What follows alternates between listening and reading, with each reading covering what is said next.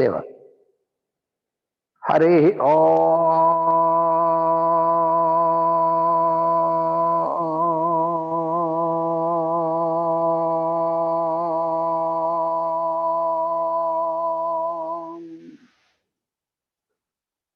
शं नो मित्रस्यं वरुणः शं नो भवत्वर्यमा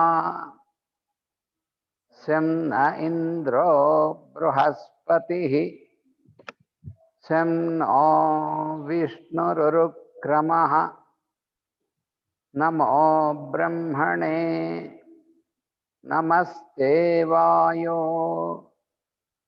त्वमेव प्रत्यक्षं ब्रह्मासि त्वामेव प्रत्यक्षं ब्रह्म वदिष्यामि ऋतं वदिष्यामि सत्यं वदिष्यामि तन्मामवतु तद्वक्तारमवतु अवतु माम् अवतु वक्तारम् ॐ शान्ति शान्ति शान्तिः प्राच्यपाश्चात्यदेशानां समन्वयविधायकं शान्तं सौम्यगुणोपेतं कृष्णं वन्दे जगद्गुरुं सर्ववेदार्थतत्त्वज्ञं वेदार्थप्रतिपादकं पुराणसारसर्वज्ञं कृष्णं वन्दे जगद्गुरुं ॐ अस्मद्गुरुभ्यो नमः।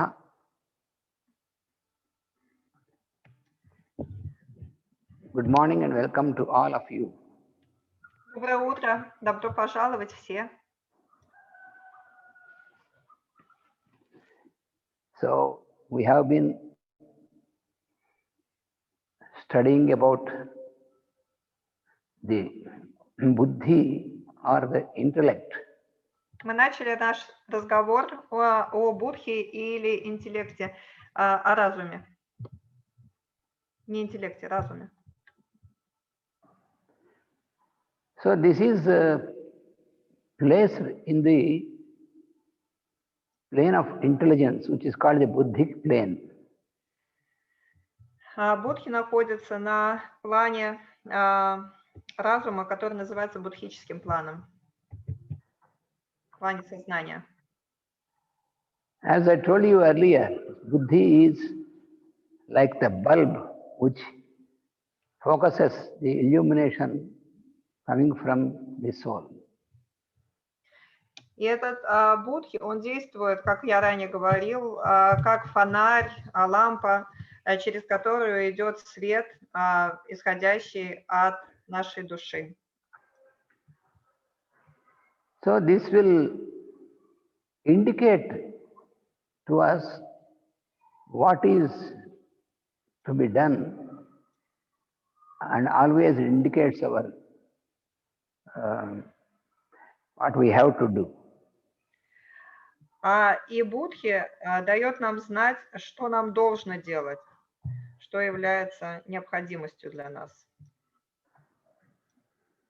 So yesterday we could understand the nature of working of buddhi with the example of the goat and a human being. With the example of Goat and a human being. Goat. Да. Угу. И вчера мы давали примеры работы будхи с примерами работы Бога в человеке. No, it is not God. It is goat means the animal which when it looks at the banana. Простите, пожалуйста, я перепутала. Вчера был пример о том, как ведет себя человеческое существо, и когда идет мимо фруктов.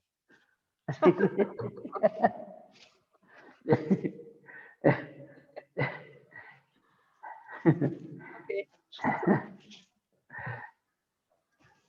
So this is buddhi is the faculty of discrimination in us. Таким образом, будхи является способностью развлечения в нас. So in one of the Upanishads, it is explained В одной из Упанишад объясняется, that our mind is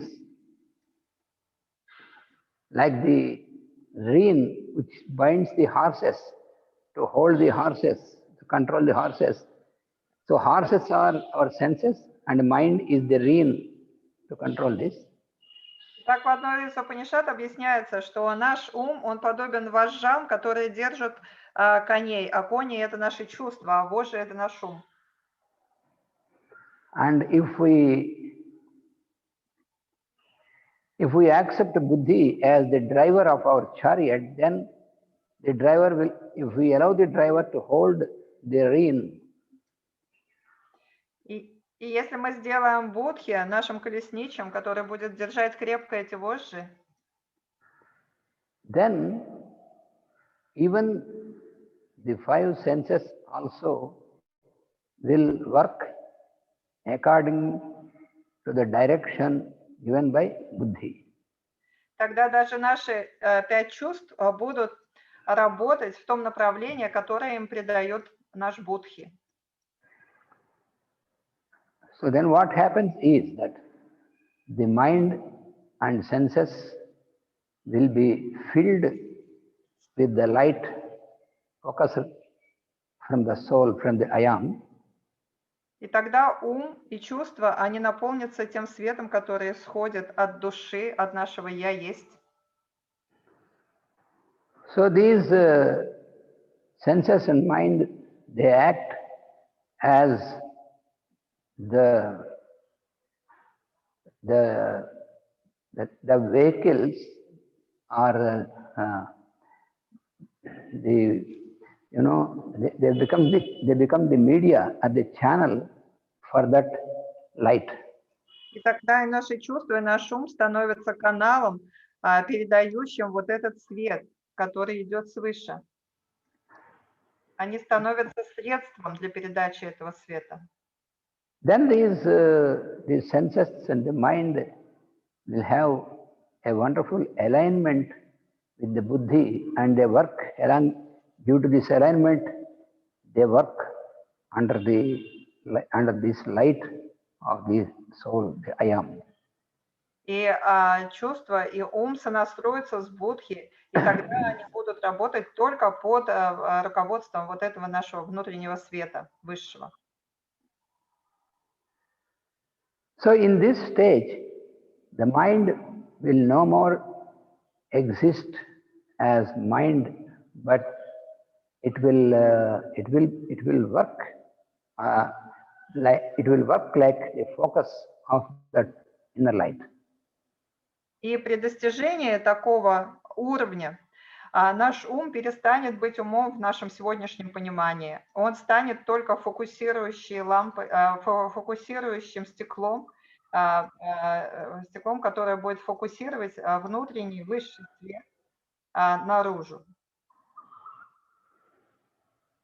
So whenever it is required, the mind can work through the senses towards the outer world. И когда необходимо, мы будем использовать наш ум, и он будет через наши чувства работать для, с внешним миром. But what is the difference before this change happened? These senses are always they are in contact with the objects around, and they are objects of senses. So senses will receive all the impressions of these objects from the outer world, but now there is a change. А в чем же разница будет между прежним состоянием и вот таким вот состоянием? А в обычном состоянии у человека его 5 органов чувств, они постоянно получают сигналы от окружающих предметов, постоянно возбуждаются этими сигналами. Но сейчас это будет по-другому.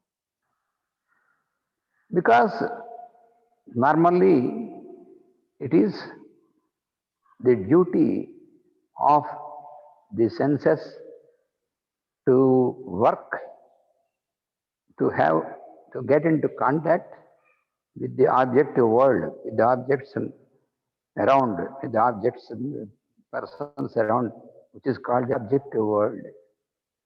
Ну, вообще это обязанность чувств. Они, собственно, для того и созданы, для того, чтобы получать какие-то сигналы от окружающих предметов вот этого материального предметного мира. И они просто выполняют свою работу, когда вот получают эти сигналы. So normally it is the mind which receives all that it receives through all these 5 senses, the impressions of the objective world. That is how it goes, the normal function before this transformation. И до того, как мы получим свою трансформацию, наш ум получает эти сигналы от наших чувств как впечатление. But now, since these senses and also the mind, they become the channels, the vehicles for that higher light. So then, whenever it is necessary, the mind will receive through the senses, but not in the same manner like before. И когда вот совершится трансформация, и наш ум и чувства станут только работать вот на фокусирование внутреннего света, тогда что происходит? Тогда, когда необходимо это, когда наше внутреннее я скажет, что нужно это делать, тогда они будут получать эти сигналы от внешних чувств, органов чувств. Because the aim of the work of mind is no more to have an objective contact, because that was the previous stage. But now it is not the aim of the mode of the work of mind. Но цель ума изменяется. У ума уже нет цели просто получать вот эти сигналы от предметного мира через чувства, через 5 чувств. So the perception, the very perception of the outer world, that will change. A change in the perception of the outer world through the mind. И произойдет изменение самого восприятия мира через ум.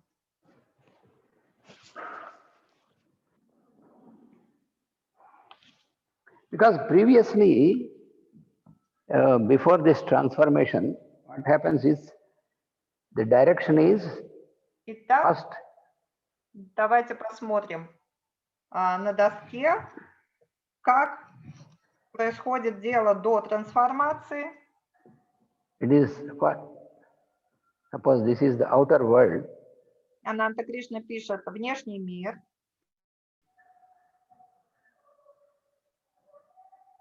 And then the senses will go into contact. Senses are 5 senses. Написано чувства, которые входят в контакт с этим внешним миром. 5 чувств, которые входят в контакт с внешним миром. And they will be received by the mind from this direction, because normally before the transformation, this will be the direction. From outside, they will be reflected on the mind. И эти сигналы чувств, они будут отражаться в нашем уме. Месяцем изображен ум на доске, и направление работы идет от внешнего мира. То есть внешний мир воздействует на чувства, через чувства, впечатления отражаются в уме. И стрелочкой показано направление от внешнего мира. Because the mind is turned towards the senses and the objects of senses. А почему такое направление? Потому что ум повернут в сторону предметного мира и через чувства, через органы чувств собирает впечатление об этом мире. Ум повернут в сторону внешнего мира. Therefore, the mind receives all innumerable impressions through the senses. И вот эти бесчисленные точки у нас на теле ума, это вот бесчисленные наши впечатления от внешнего мира, которые запечатлеваются в уме. So the activity of the individual, all the activity of the individual is in the form of a reaction from the mind towards the environment. Результаты такого восприятия мира являются результатом, что все впечатления, они вызывают в уме реакцию, и наш способ взаимодействия со внешним миром становится просто реакцией, реагированием на внешние сигналы. So therefore, there will be always what is called the cross current. Из-за этого все время случаются пересечения сил. Пересечения. Therefore, always the individual will experience disharmony in his transactions. So this is an unhappy experience because there is always disharmony. Поэтому в своих взаимодействиях с внешним миром у человека все время присутствует дисгармония, потому что перекрестки постоянно перекрещиваются все эти силы, и это несчастливый опыт. Это опыт несчастья.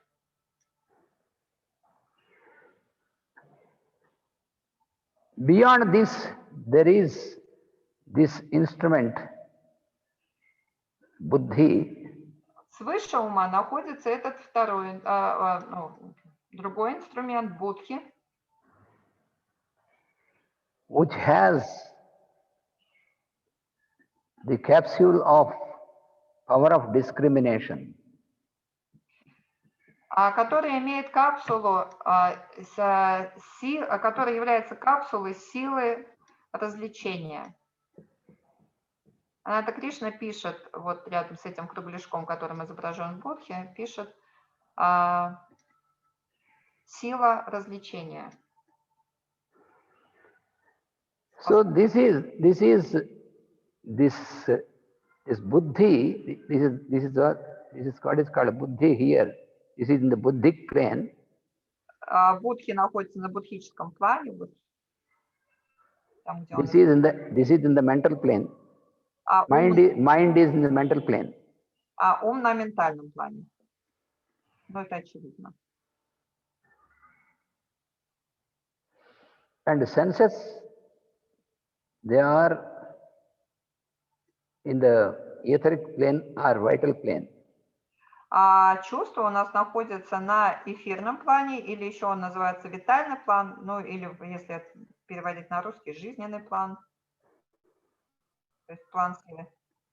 And the body with all the organs is the active instrument, the instrument which is on the physical plane.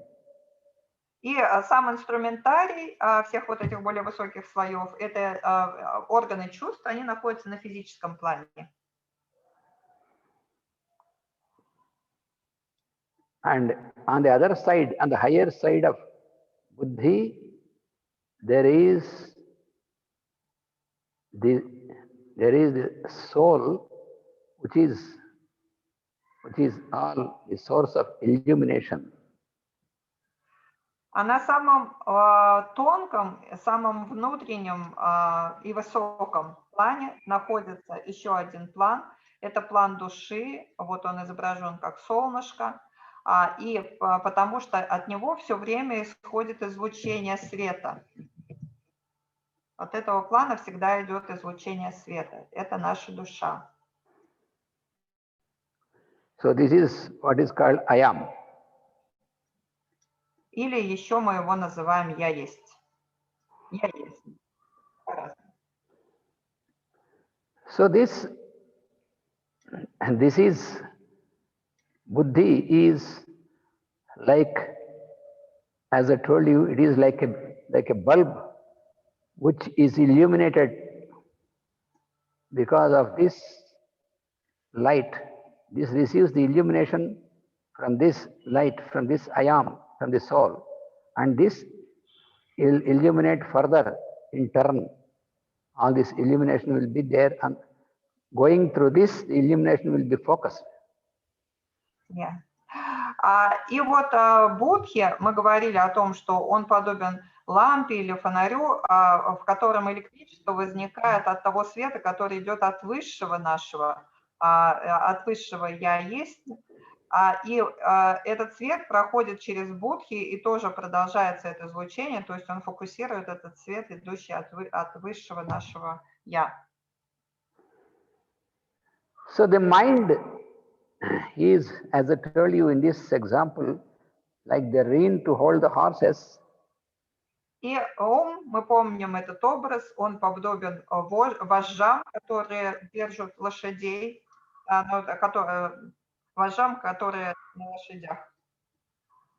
So when it is subdued or surrendered to buddhi, и эти вожжи, они должны быть подчинены Будхе, то есть они должны быть в руках Будхи. So it will be under the control of buddhi. So it will be turned towards buddhi. Если ум подчинится Будхе, если вот эти вожжи мы отдадим в руки Будхи, тогда наш ум перенаправится. Видите, вот этот вот месяц повернулся в другую сторону. Он смотрит уже не на чувства и на физический мир, а смотрит на Будхи и на душу. Then it will be illuminated. This light, which is focused through buddhi, will illumine this mind. И в этом случае наш ум будет осветляться тем светом, который идет через Будхи от нашего высшего Я. Then what happens is, что тогда происходит? It is no more a sort of reaction like before, but it is all the illumination. This illumination extends towards the senses, and senses also are illuminated. Тогда происходит то, что наши реакции в сторону внешнего мира, они прекращаются, а вместо реакции через ум начинает идти все тот же свет, который зашел из высшего Я, прошел через Будхи, и теперь он будет излучаться из ума в сторону чувств. И наши чувства тоже будут получать просветление таким образом, они будут просветляться. Then the mind will act only as a medium of illumination which is coming from higher side, which is, it becomes also a channel for the illumination from the soul, from the I am. И в таком случае наш ум тоже станет лишь средством для передачи все того же внутреннего света, света души. И это будет лишь инструмент для передачи света. Then this mind will no more act according to its own plan, but it acts according to the direction from buddhi. И тогда ум перестанет уже свою какую-то вот эту вот хаотическую деятельность производить, а он будет все время делать только то, что исходит из Будхи. So then, whenever it is necessary to get into contact with the outer world, this contact is no more from this direction to this direction, but it is the contact from this direction to this direction, from inner side to outside. И тогда именно на высших планах будет решаться, когда уму через чувство войти в контакт с внешним миром. То есть у нас происходит перенаправление вот этой нашей деятельности. Если раньше от предметов шло в сторону ума, то теперь именно ум, который смотрит на будхи, будет решать, когда чувством вступать с чем в контакт. So instead of receiving impressions from the outer world, from the objects of senses, instead of that, what happens is that this will focus this light totally to the outer world, and this illumination will extend to the outer world. И тогда работа ума, вместо того, чтобы лишь получать впечатление от внешних предметов через чувства, станет фокусировка внутреннего света и излучение его на внешний мир. And then the perception of the outer world, the way of perception, the view of the outer world changes. It is not like before. И тогда восприятие внешнего мира полностью изменяется. И сам внешний мир в нашем представлении уже будет совсем другим. All the objects in the outer world also will be received or will be viewed as the illumination of the spirit of the grand soul, in which our soul is a part. При такой работе ума все объекты внешнего мира будут восприниматься лишь как проявление всего того же духа, частью которого являемся все мы. Because this soul of the individual, which is also I am, is the part of this greater I am, this one universal, the cosmic I am. Потому что и индивидуальная душа, которая вот является самым тонким нашим телом, она тоже является лишь маленькой частичкой всего вот этого вот божественного сознания, сознания «Я есть». So then, whenever we see a person or an object, then our view is different. We view it as also a form of that light of the I am, the one spirit. And therefore, you will see the oneness with the observer or the perceiver from here, and the object of perception will be experienced in the light of this greater I am. Тогда каждый предмет внешнего материального мира и каждый человек, которого мы будем встречать, будет восприниматься нами лишь как частичка вот этого вот божественного сознания, как «Я есть», которым и мы тоже являемся. И результатом будет ощущение единства со всем миром, потому что мы все являемся только одним, только проявлением Бога. Then what happens is, this mind, since it is constantly existing in the experience of this higher light than the senses, it is no more involved or attached with the senses or objects. И тогда ум, который постоянно сконцентрировано на вот этом вот внутреннем свете, он перестает, его вот этот вечный контакт с чувствами, с объектами чувств, он перестает быть обязательным. So in this state, even though the mind is put to any sort of work, but it will not get involved or attached like before. И в таком состоянии, когда мы находимся, тогда наш ум, несмотря на то, что он будет привлекаться ко всяким действиям, к нашей работе, он будет участвовать во всем этом, но он не будет получать вот эти постоянные впечатления, как это было раньше.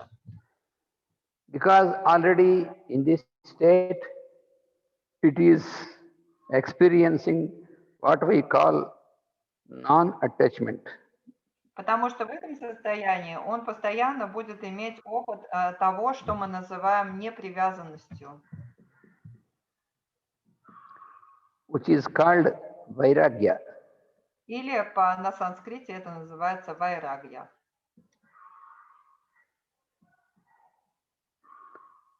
So this is what is explained by Patanjali and also in the Bhagavad Gita.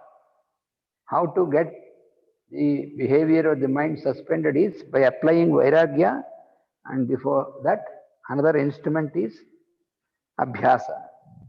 И мы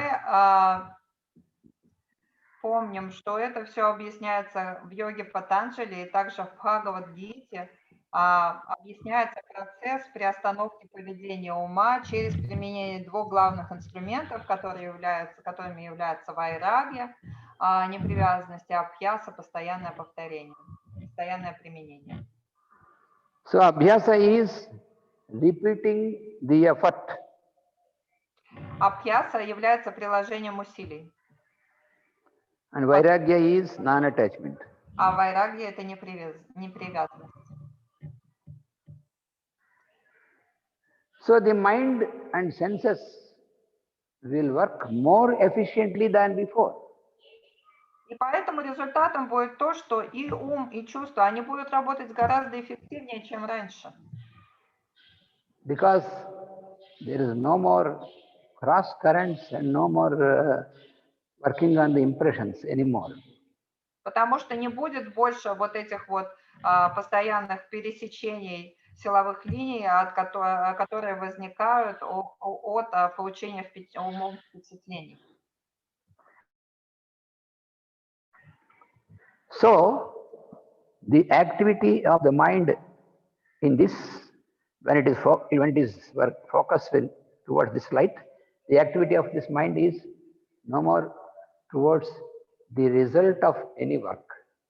И когда мы так перенаправляем внимание нашего ума на переживание внутреннего света, мы больше никогда не интересуемся уже результатами, плодами своих трудов. So the mind will focus through the senses towards the objective world in the form of our response, our responsibility and our response towards what we have to do. И наш ум будет применяться через чувство к внешнему миру для того, чтобы выполнять свои обязательства, тот труд, который мы должны совершить в этом мире. Since you will experience the Lord presence of the light of the Lord in all the persons, in all the beings around. Therefore, any work which is prescribed to the body, physically, any work, that will be in the form of offering service to the Lord. И так как мы будем полностью в состоянии переживания опыта, присутствия высшего божественного сознания, самого Господа, тогда любая работа, совершаемая нами с помощью нашего инструмента основного, нашего тела, она будет лишь жертвоприношением, лишь служением тому же Господу. So the mind is free from the personal motive and free from expectation of any result. И при этом ум освобождается от личных мотивов и от ожидания любого результата. Therefore, no more self-conditioning will be there. А поэтому больше не будет самообусловленности. So this is what is called liberation. И именно это мы называем освобождением.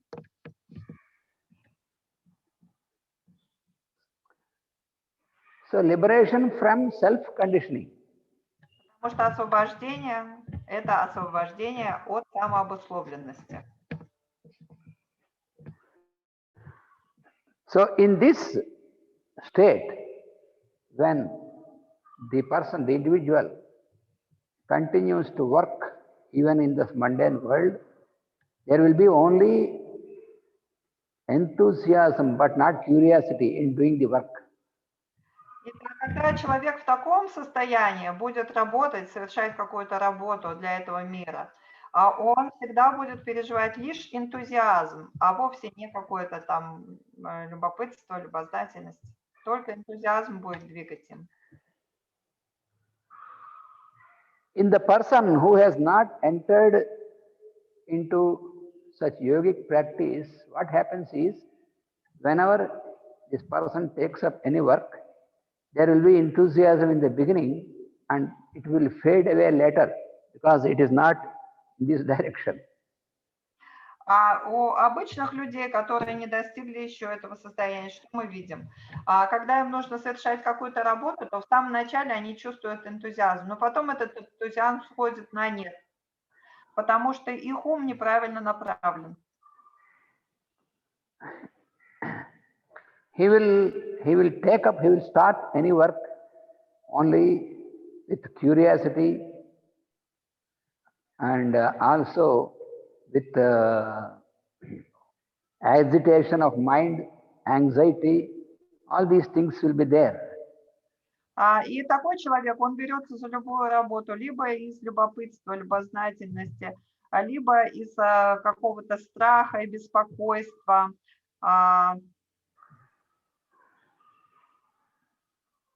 Any work, because we are in this mundane world, we are given certain task. Everybody has a task. We cannot avoid the work, but if we are not trained like this, if our mind is turned that side, opposite side, always we are, with in a form of curiosity first, and then a sort of agitation, hurry and worry, all these things will be there. И так как мы пришли все в этот мир для того, чтобы совершить какие-то труды, чтобы что-то сделать для этого мира, мы не можем этого избежать, в каком бы состоянии мы ни находились, мы все равно это делаем. Но человек, который не находится в состоянии переживания вот этого внутреннего света, а живет обыденной жизнью, он будет делать эту работу, но им будут двигать вот это вот любопытство или просто вот эта вот сверхактивность его там природы или ума. И он все время будет куда-то спешить, о чем-то беспокоиться, переживать. Вот такой будет его работа. Because the motive for the work is self-centered, because it is personal. So that is why all these things, all these types of disturbances, behavior will be there.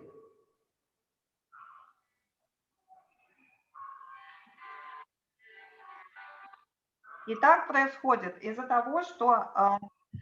а, о, I'm sorry. Can you the, repeat, please?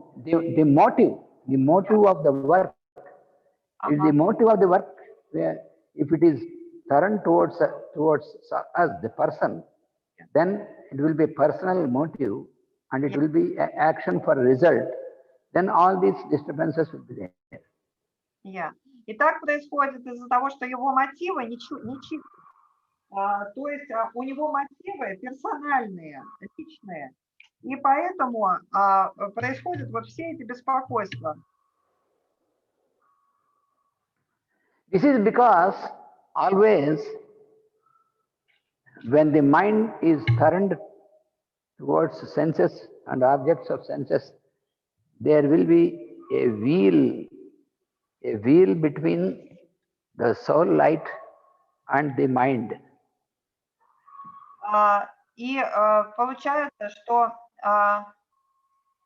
каждый раз, когда у нас ум направлен только в сторону предметного мира через чувства, то между умом и вот этим будхическим планом, способностью к развлечению, возникает вот это will, я не знаю, как перевести. I don't know translation of the word will.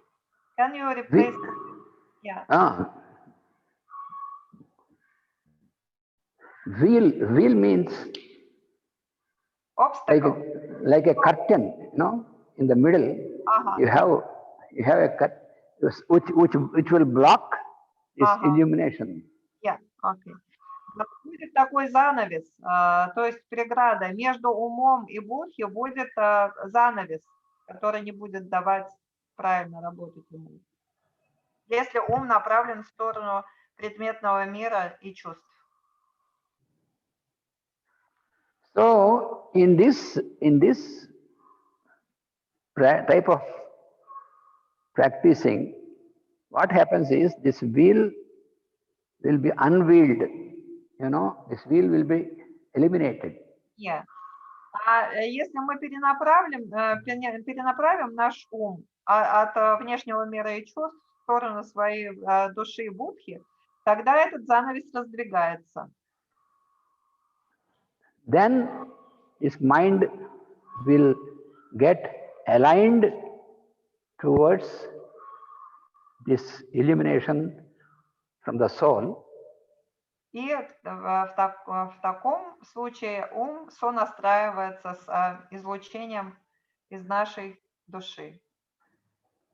Then what happens is there are many subtle layers which are called lokas.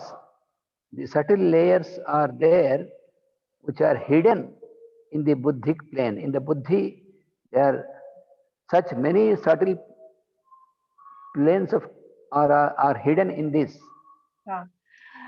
И что тогда происходит? У нас на будхическом плане, у нашего будхи есть очень много тонких слоев. Очень-очень много тонких слоев. So when this change happens, because by applying these two, you'll be able to turn the mind towards this and get aligned to this soul light, then these will be revealed to the mind. И тогда, если с помощью абхьяса и вайраги мы перенаправляем наш ум в сторону будхи и души, тогда вот эти тонкие слои будхи, они постепенно один за другим начинают открываться нашему уму.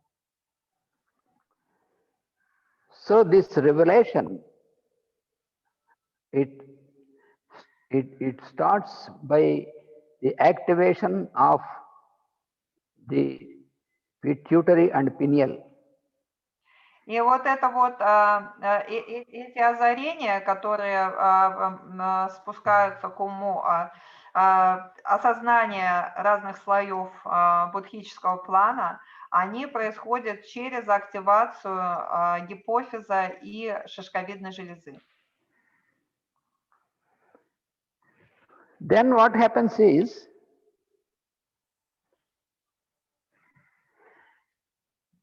there will be what is called the building of new antahkarana, which I mentioned you on the other day. И при активации этих двух желез строится новый мост, который называется Антахкарана, о котором мы говорили на днях. Which is always you find mentioned in the books of Alice Bailey given by Master Jwalkul. Master Jwalkul always mentions about this building of antahkarana. Джо Кул говорит постоянно о строительстве этого моста Антахкараны, и мы встречаем это часто по работах Алисы Бейли. Antahkarana means the internal instrument. Антахкарана означает внутренний инструмент. Which I told you, it is called the higher bridge by Master CVV.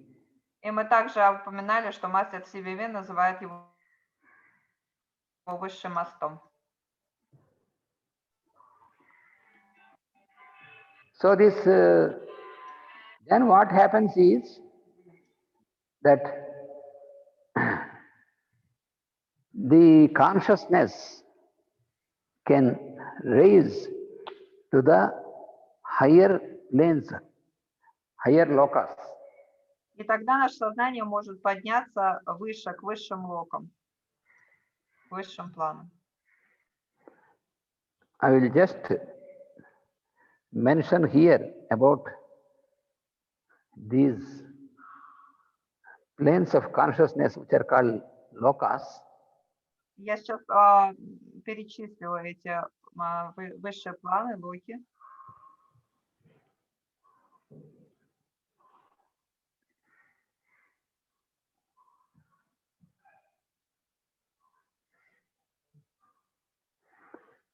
This one, the lowest or the grossest, is what is called Bhuloka. Бхулока – это самый низкий план, which we call every day we utter Bhuhu, Om Bhuhu. You know, Bhur Bhuvasvaha. Bhu, it is called Bhuhu. Пху или пхуху. Мы каждый день произносим это слово, когда читаем мантру, Гаятри мантру. So Bhu is the plane of matter. Это план материальный.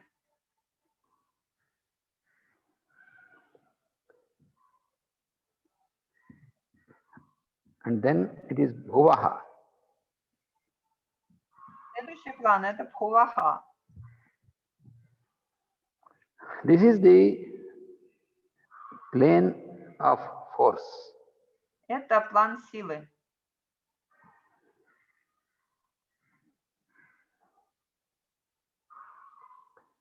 And then the higher to this is Suvaha. Следующий план называется Суваха.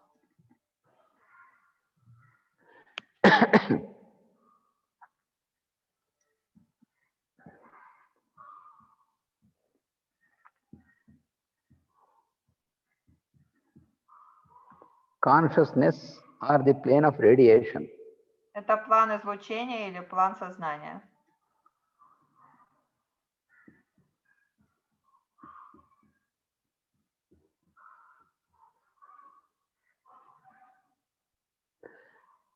And higher to this is what is called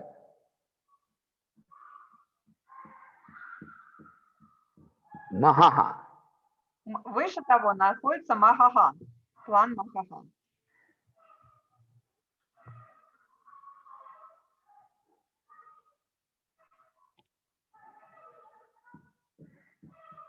And Janaha.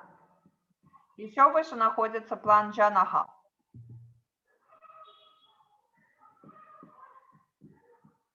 Tapaha. Еще выше Тапаха.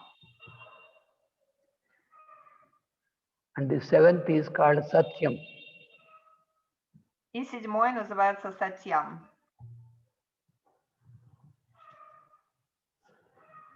So this Mahaha is here after Bhu, from going from material matter to force and a force to consciousness. This is starting, and the lowest of this consciousness is what we experience as mind from here, and from mind you go to the buddhi.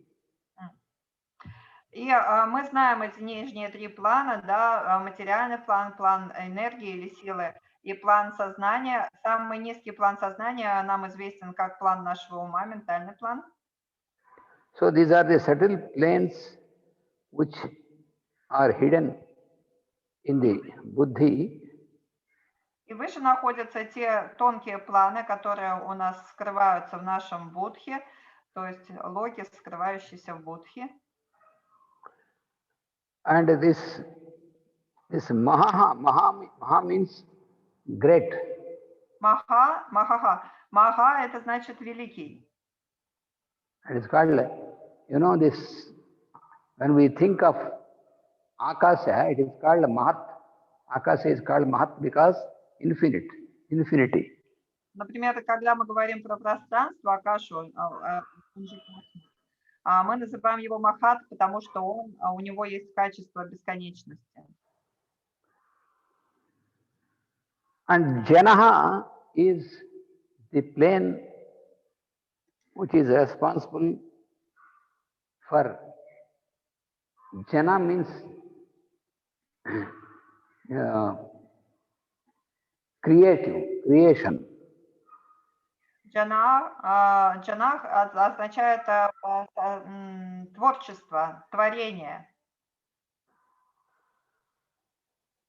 And tapaha means what is called fiery aspiration by Master Jwalkul. Тапаха – это план пылкого устремления. То, что мастер Джвалкул называет пылким устремлением. Его еще часто в эзотерической литературе переводят как огненное устремление, но это просто плохое знание русского языка, на мой взгляд. Пылкий – очень хорошее слово русское, которое говорит о пыли и огне. And Satyam is the highest plane or subtlest plane. That is what is called truth levels. И Сатьям – это высший план, который называется планом истины. Satya means truth. Satya means truth. So this is the truth, the plane of truth. Сатья называется, Сатья переводится как истина, а Сатьям – это план истины.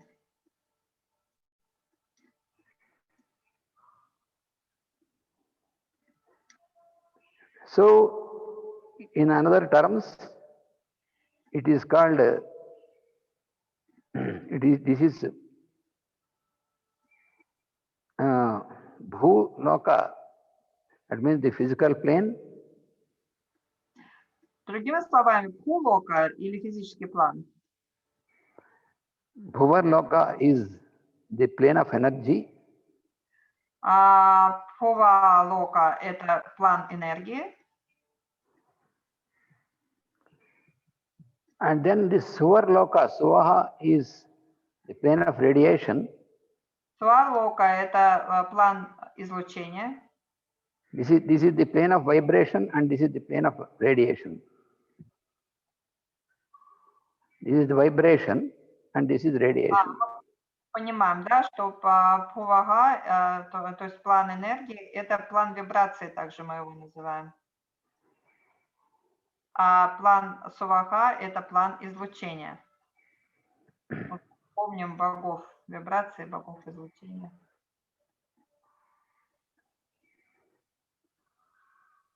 And then this is the higher aspect of his consciousness, and so this is Mahaha is infinity.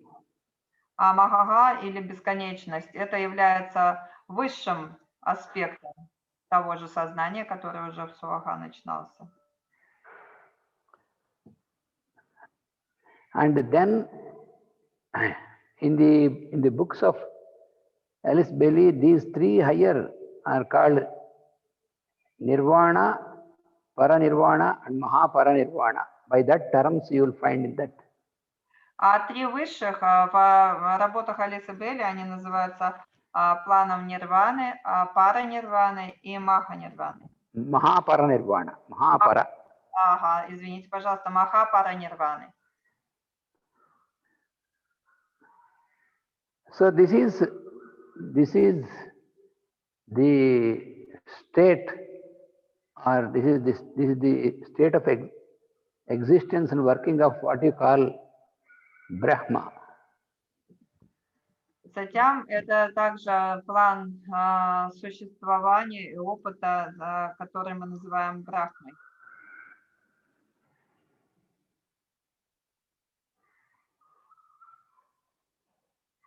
So therefore, when this change happens in us, then all our activity in our mundane life, in our daily life, is in the form of serving or worshipping the Lord of the universe. Таким образом, когда мы перенаправляем наш ум к своему внутреннему высшему свету, тогда вся наша работа в этом мире становится лишь служением вот этим вот божественному сознанию. So the mind will get its expansion, and when it reaches this Maha, then it will receive, because it will be in it is in Maha where all these rishis and adepts, they are constantly working for the welfare of this creation. И когда ум расширяется до того, что он начинает воспринимать вот этот высший план высшего сознания Махаха, то это вот осознается, что это тот план, на котором работают все вот эти вот риши, великие души, учителя. Then the person will receive the wisdom of the working of all the macrocosm. Macrocosms, which is called Brahmanda. И тогда, когда его ум открывается, ум человека открывается к этому высшему сознанию, на котором работают все эти учителя, он начинает быть способным воспринимать то знание, которое вот они несут в этой брахмарандре.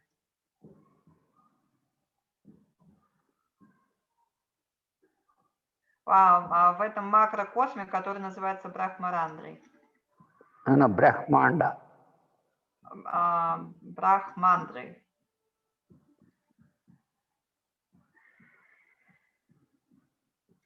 Неправильно сказала. Брахмандра. Брахманда. Брахмандра.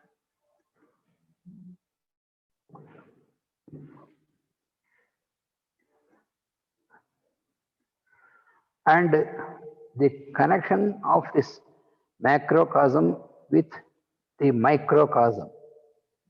И налаживается взаимосвязь между макрокосмом и микрокосмом. This is what is called Pindanda. Микрокосм на санскрите называется пинданда.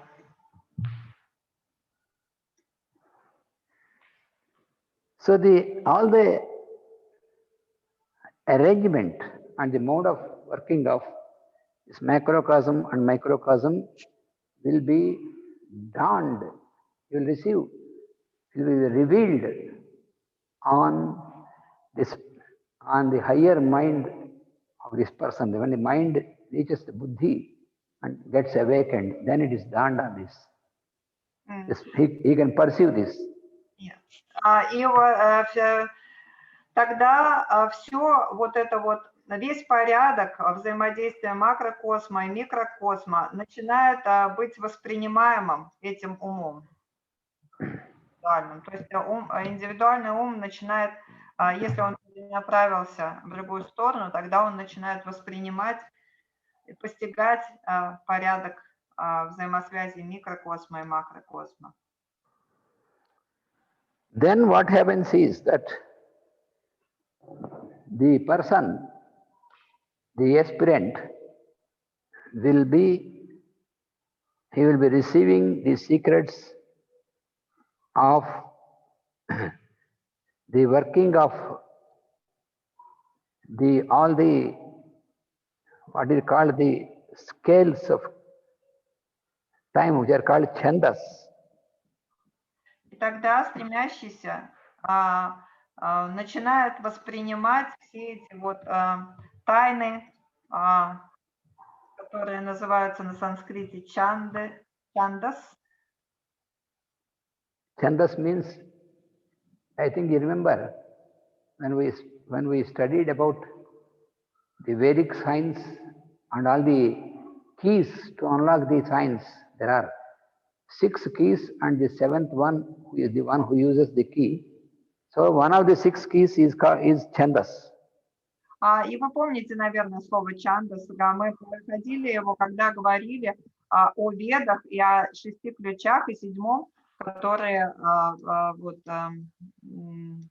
которые содержатся в ведах. Один из ключей называется чандас.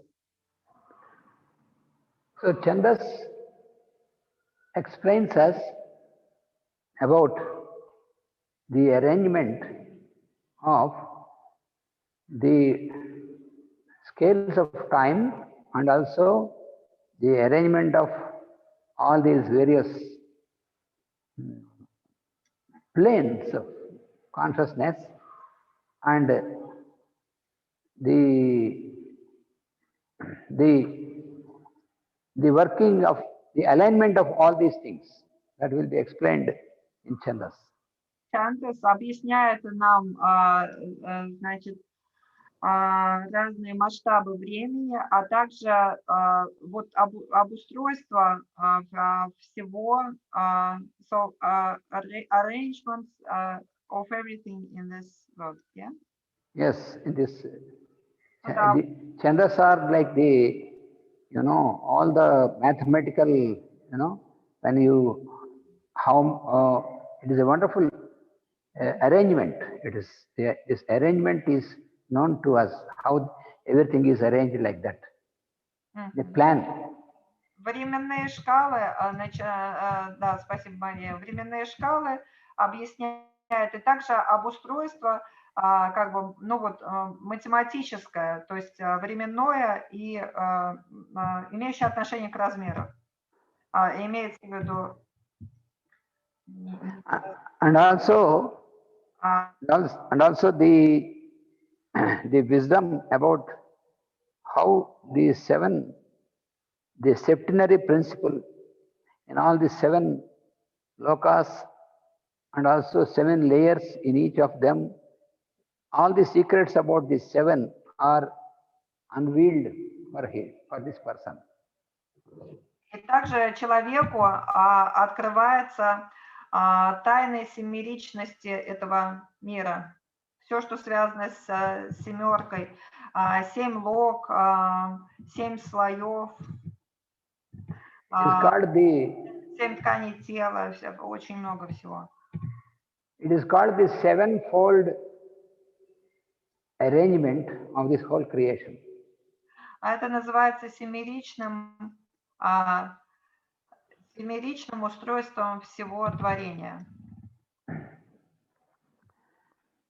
And also, in the lower 3 planes, Bhuh, Bhuvaha and Suvaha, we have the 3-fold working.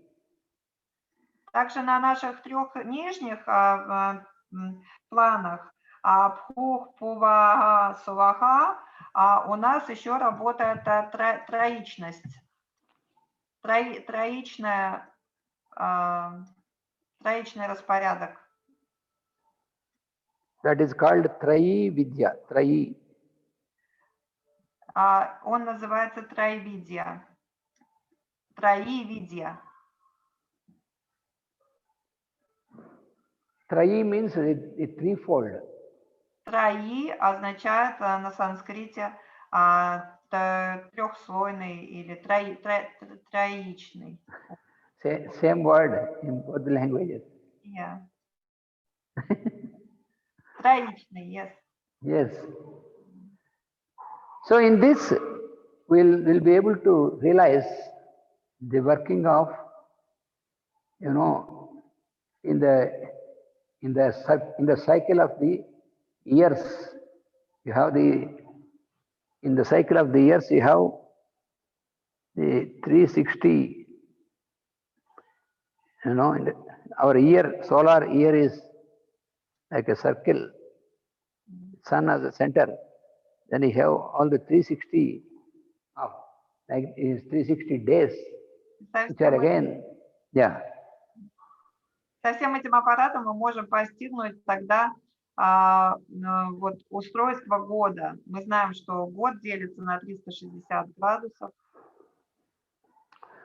Which are first, which is first divided into two, which is called the two ayanas.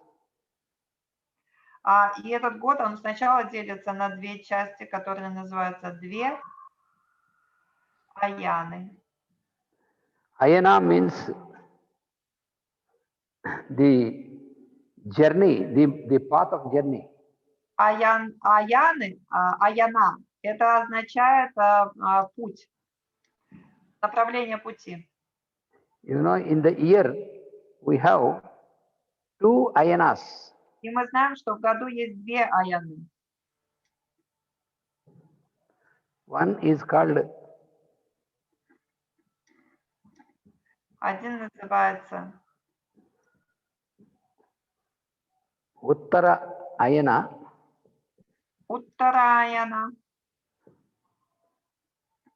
Means the upward journey.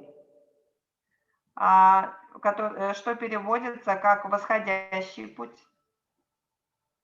Uttara means upward. Уттара означает восходящий.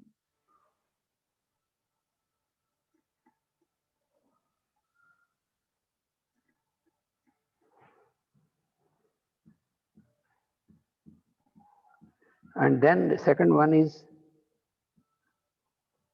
Dakshina Ayana. Второй называется Дакшина Аяна. Dakshina means downwards. Дакшина означает нисходящий.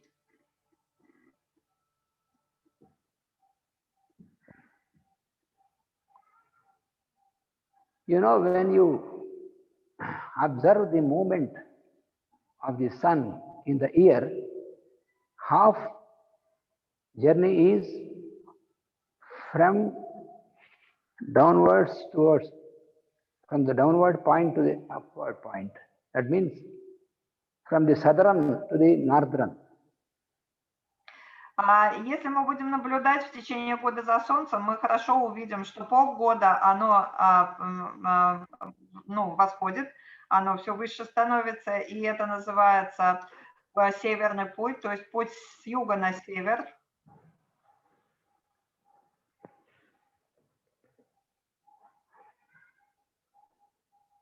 То есть вот с января по конец июня, начало июля. Солнышко растет, становится выше на небосклоне.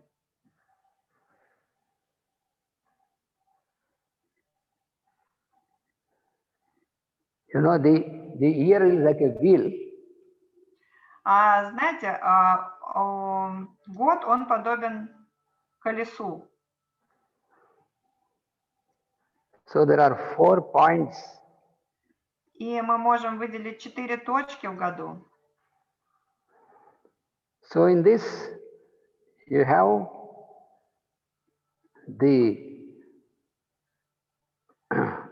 like the east point, like the dawn.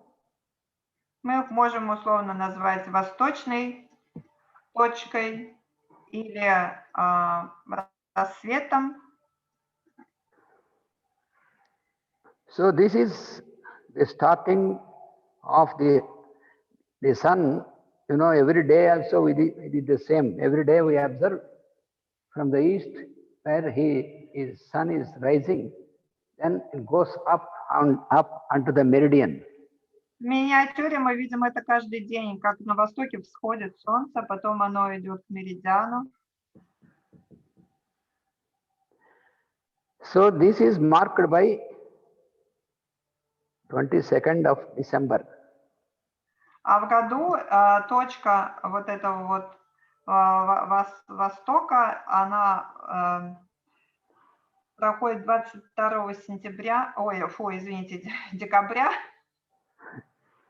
Which is called the winter solstice. Которое называется зимним солнцестоянием. And then it goes higher and higher and reaches the highest point. Потом оно идет выше, выше, выше, достигает высшей точки. Which is called the equinox.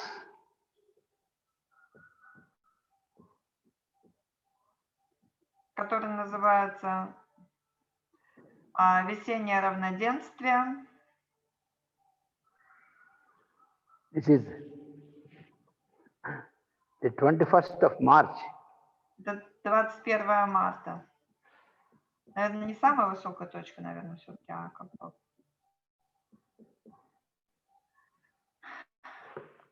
And then you have, once again, coming back to, then gradually it reaches this point, which is the summer solstice. Потом она достигает следующей точки, которая называется летнее солнцестояние. 22nd of June. 22 июня. Here the night is longest and day is shortest. Here day is longest, night is shortest. И если в первой точке у нас самый короткий день и самая длинная ночь, то вот в этой третьей точке самый длинный день и самая короткая ночь. So from here it is Uttarayana. То есть вот начиная от этой первой точки к третьей точке, это у нас восходящий путь Уттараяна. From here it is starting of Dakshinayana, the downward journey. А с летнего солнцестояния у нас начинается Дакшинаяна. Нисходящий... Here it is 21st of September. Его середина в 21 сентября. Осеннее равноденствие. So this is again another equinox day. Второе равноденствие. So all these divisions and all these scales will be, you will get a revelation of all these on this, the mind of this, as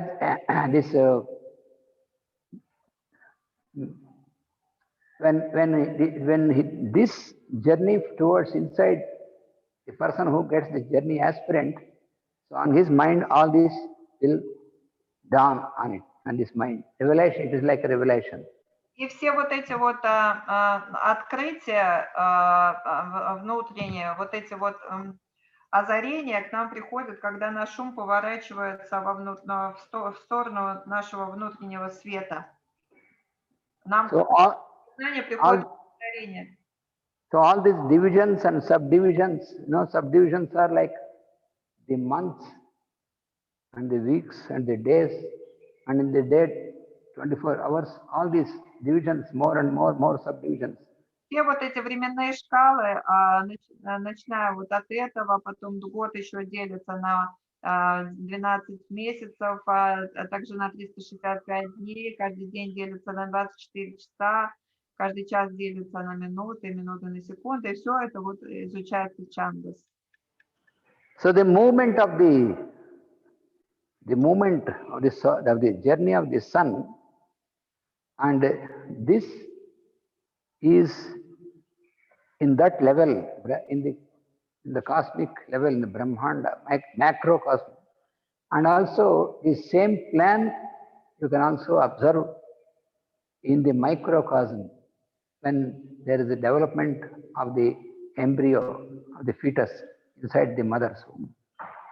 И все вот эти вот движения Солнца, все это происходит на уровне макрокосма, но на уровне человеческого тела или микрокосма происходит все то же самое, когда человек возревает в утробе своей матери.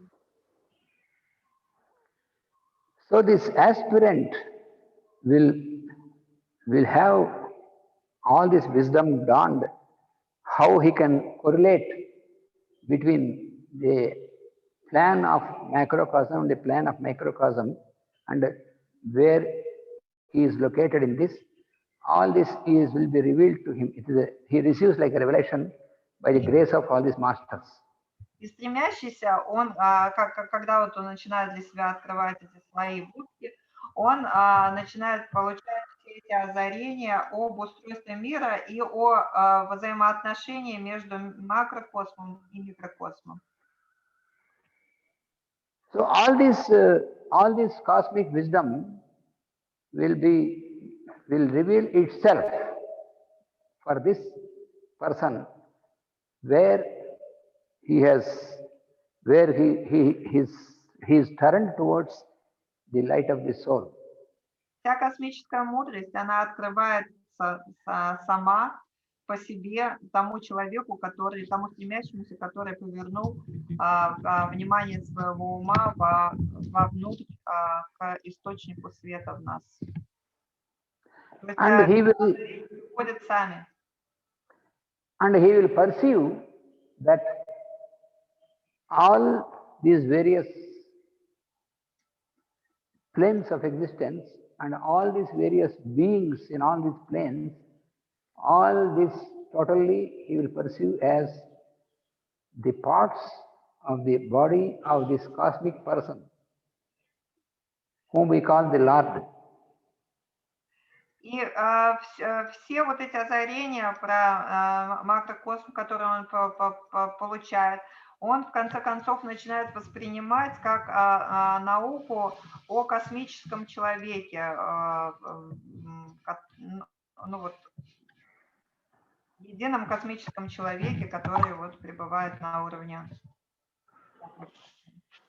So in this state, what happens is, all the limitations in the consciousness of this aspirant, all the limitations are eliminated, because when he becomes when he comes completely under the focus of this cosmic light, the I am, then he is beyond all the limitations. So his senses, his mind, nowhere there is any more limitation for him. И на этом этапе все ограничения, которые были до этого у человека, они исчезают, потому что он напрямую воспринимает свет сознания через свою, через свой высший план, через душу, и просто не остается места этим ограничениям. So while existing physically also in this mundane world, but such a person will be like a point of illumination, a channel for this unlimited light. И даже существуя в физическом мире, выполняя свою работу, этот человек становится лишь этого излучения божественного сознания и без конечного света. Then what happens is that the mother nature, nature is the mother. И тогда мать природа, потому что мы знаем, что природа — это наша мать.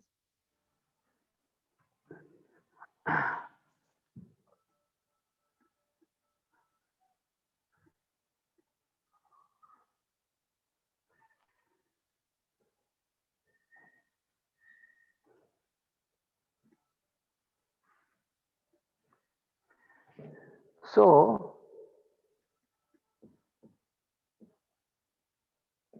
Purusha, who is the Lord of the universe, is the Father. Ну, то есть почему мать? У нас есть Пуруша или Господь, Творец, и Он Отец. And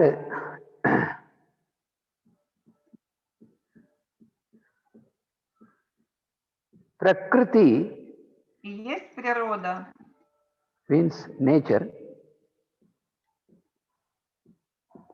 is the mother. Пракрити на санскрите означает природа, и это мать. То есть дух у нас отец, а природа у нас мать. So this Prakriti or the nature, it has emanated from Purusha only. И откуда взялась эта природа, откуда взялась Пракрити? Она проросла из самого духа, из Пуруши. So it is the male aspect and it is the female aspect. Итак, дух Пуруши – это мужской аспект, а природа Пракрити – это женский аспект. So this Prakriti, why she is called the mother is, she is the power of the Purusha, the Lord, and she is responsible for, she conceives all this creation, and through her all this creation comes out. That means the Purusha, the Lord, manifests himself through her into this creation. Почему Пракрити называется матерью? Потому что она является силой духа, и дух проявляется в этот мир только через природу, через Пракрити. То есть она зачинает и рождает этот мир как проявление Господа, как проявление духа. So this Prakriti, since she is the mother, she delivers all this macrocosm, all this creation comes through her out, and she is the deliverer. She delivers, she protects, and she will direct them all this towards the light of the Lord. Это Пракрити или мать, она потому мать, потому что она дает рождение и микрокосму, и макрокосму, и она защищает этот мир, и она направляет этот мир только в одну сторону. Она направляет этот мир в сторону познания Духа, познания Господа. Отца. So when she conceives all this, so during the phase of development, then she will provide a protective layer. И когда она зачинает все в этом мире, в процессе его вынашивания и развития, она защищает это своими защитными слоями. So that protective layer is what is called avidya. И эти защитные эти защитные слои, которые защищают творение в ходе его развития, они называются адити.